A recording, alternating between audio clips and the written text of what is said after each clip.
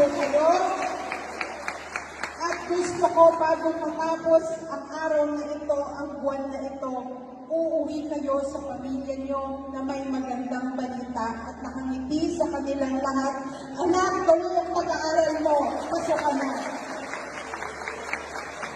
Yun lang po ang gusto kong sabihin dahil ayokong uuwi kayo na may kaba sa inyong dibdib dahil bukas ay buwan na ng Agosto.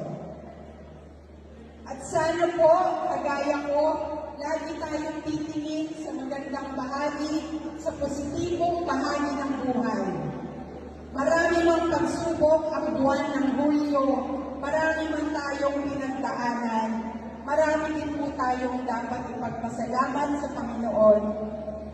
At isa na, ang pagiging isa natin at nagkakaisa ang mga JO ng lungsod ng Tayabas.